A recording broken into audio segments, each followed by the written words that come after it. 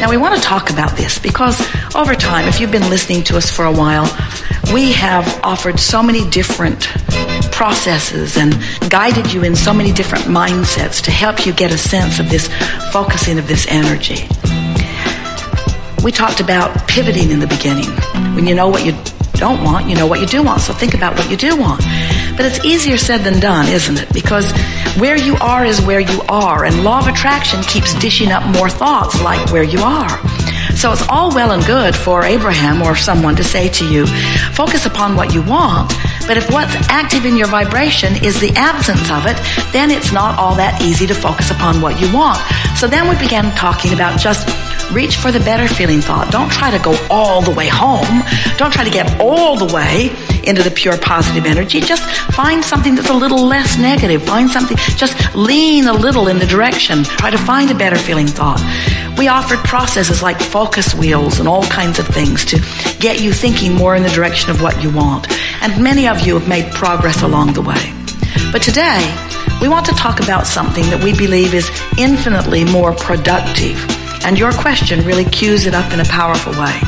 Because we know that the most significant thing that you must let go of before you can be the allower of all of the things that you want, you have to let go of your opinion and observation of being without it. In other words, you have to stop feeling not enough relative to the things that you want.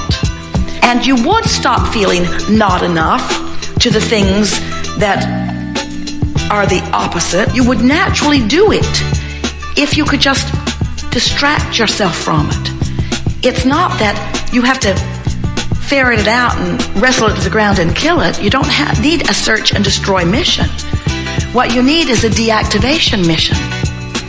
You need an untangling mission. You need a let loose of it. You need a lightening up mission. You need an ease and flow mission. And so the reason that this getting into the vortex guided meditation process was created, because we see that what you are really reaching for is a vibrational shift that you have a hard time accomplishing in the midst of your very busy, very compelling, very real, very observable life. You have to find a way of detaching from it. Do you like being deliberate creator? Are you on the verge, or have you moved into the understanding that this is a vibrational universe in which you live? Do you accept that through the directing of your thoughts that you focus the energy, that's how you create? Does it please you to know that knowing what you don't want helps the process? So, does it make you want to be a little more patient with yourself in the interim before things manifest? Are you approaching the willingness to want to go to the vortex for the feeling of it rather than for the manifestation of it? Because once you get there, once you say, my vortex is my objective because there I am whole and therefore feeling good, and then I will focus specifically.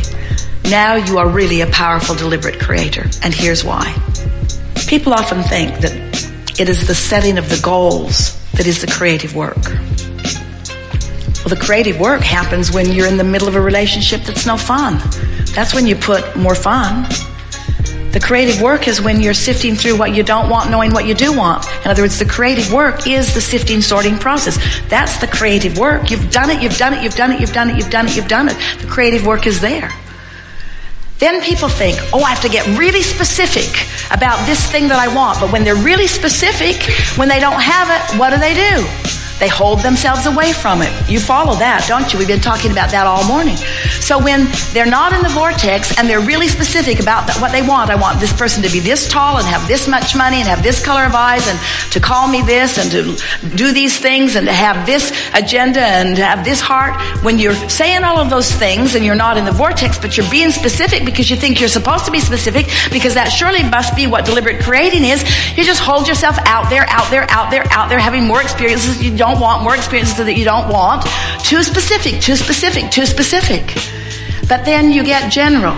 You get general. You quiet your mind. You bask more. You have a massage. You put your feet in the water. You pet your cat. You listen to the meditation CD. You listen to music. You do more of those things that ratchets the specifics down, down, down, down. So you're more general, more general, more general, more general, more general. And then you flow right into the first lock of the vortex canal. And now, when you think about what you want, you do it because it feels good to think about what you want, not because you're trying to be specific in order to make things happen. Can you hear the difference? Now you're talking about it because it feels good. Now you're talking about it because you can't stand not to talk about it. Now you're talking about it because it's who you are and it's what's showing itself to you. Now you are going with the flow of it. Are you following what we're getting at? This is such an important distinction. You want to get into the vortex and then be specific. So the rule of thumb has always been, be as specific as you can be and still feel good. And when you're not in the vortex, you can't be specific at all and feel good. But once you get into the vortex, that's when you want to start talking about it. Jerry and Esther will get into a moment in time where they're feeling so good, where something that has happened is feeling so good, and they will just milk it and milk it and milk it and milk it. Anybody listening in would think they had lost their minds, because it feels so good to just keep reiterating over and over and over again how much I love you and how good life is and how fun this is and wasn't that good, and did you hear what she said, and did you see the look on her face when she said it, and did you see the look in his eyes when he heard it, and did you see how we all laughed when we did it, and do you remember what it was like when we were floating on that river, and do you remember the river guide and how clever he was, and brought us right up to the edge, and I climbed right out on the boat, and the sloth was hanging right down in a branch, and I looked at him and he looked at me, and he moved his head and he moved his arms so slowly as if to say, I love you too.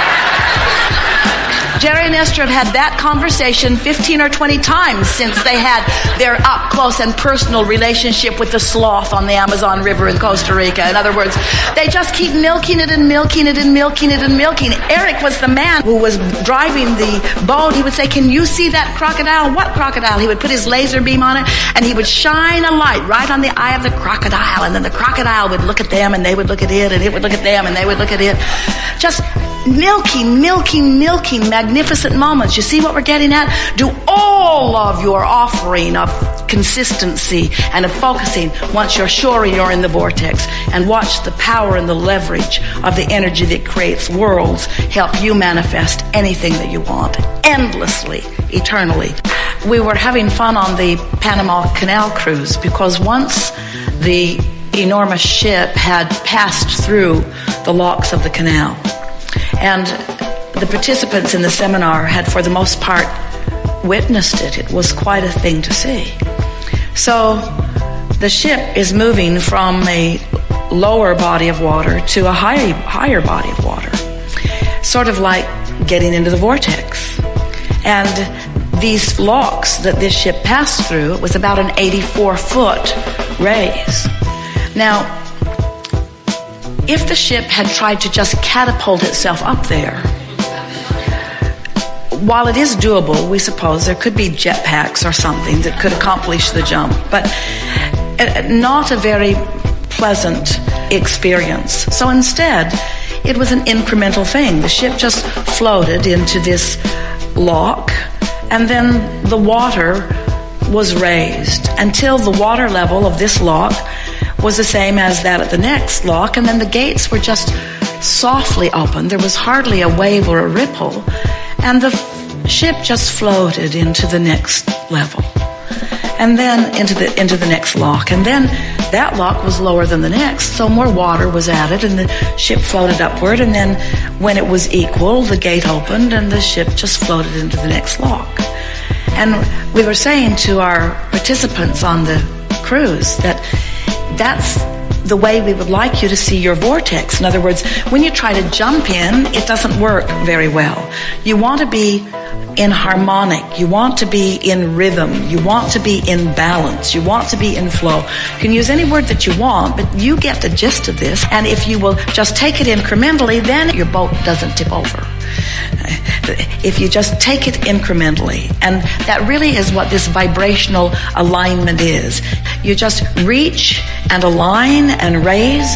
The vortex, we began calling it the Panama vortex or the vortex canal. In other words, because we want you to realize that this valve or this opening or this passageway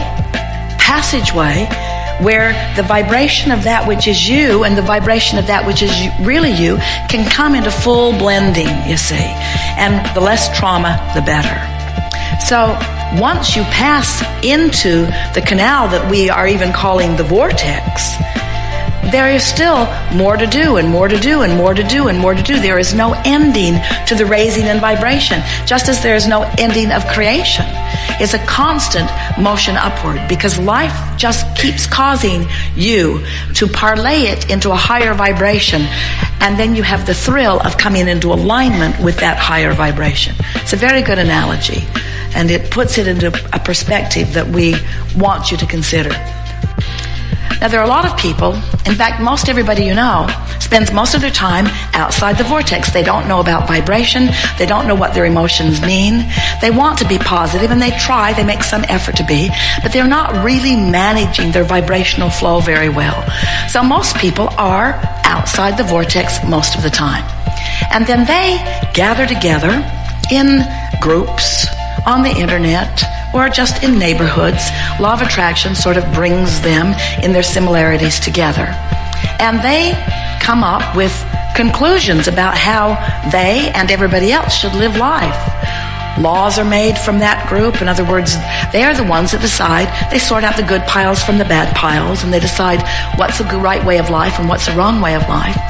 And we will acknowledge that among those outside the vortex efforters, that it is evident when someone is trying and when someone isn't.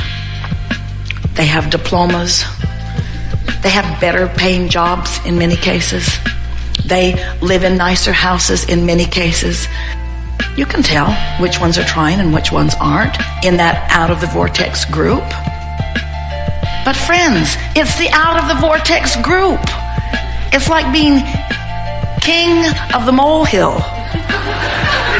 It's the out of the vortex group. In other words, the masters come from in the vortex. Your clarity, your inspiration, your creations, your inventions, your wonderful new ideas, your zest for life comes from the inside the vortex group, you see. So we're not wanting to make you feel bad when you're out of the vortex, because certainly it adds to the step one experience.